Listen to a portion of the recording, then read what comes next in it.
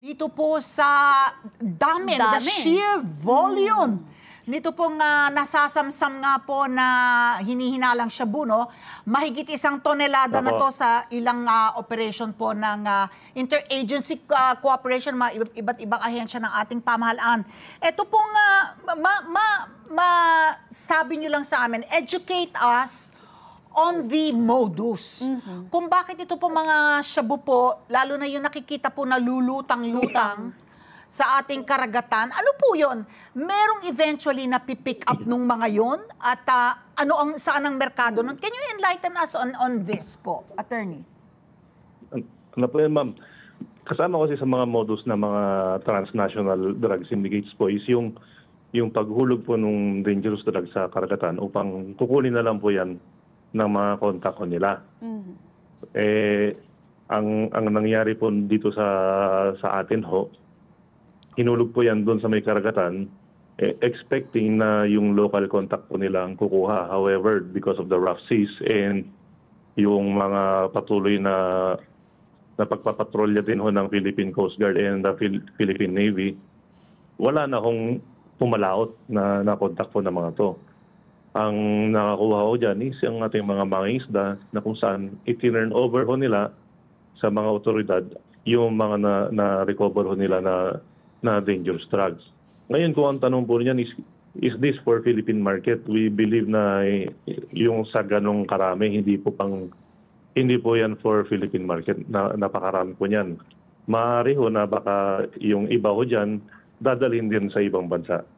Oo. So, nababanggit kasi Kaweng, ito daw yung Chinese drug triad. Yun yung sinasabing pinagmulan nitong mga droga na ito. Oo. So, ito po yung yung sinasabi ninyo, it's Myanmar, Laos, and Thailand. Yun po ang source?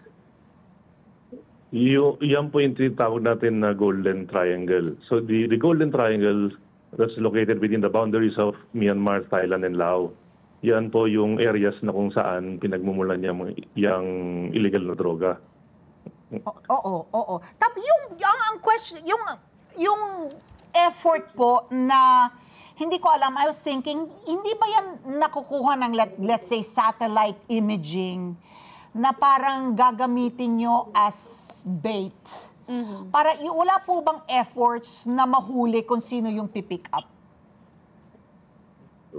We are conducting follow-up operations on that incident. So, yan patuloy tayo nagba-backtrack ng investigasyon.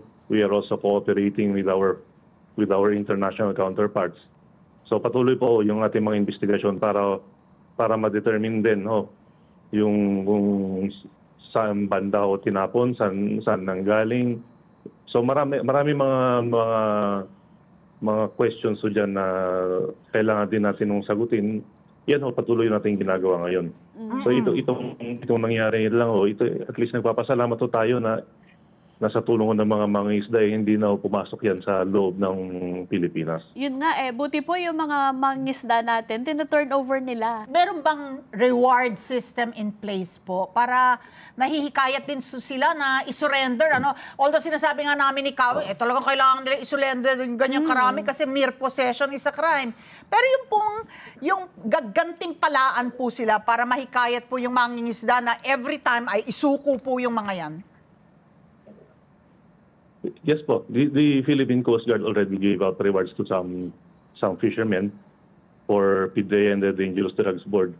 We are still waiting for the result of the laboratory analysis so that we can determine what is the quality, ano yung quantity nung na-turnover na illegal na droga. Iyan po yung magiging basis na rin for the rewards to be given out to these fishermen.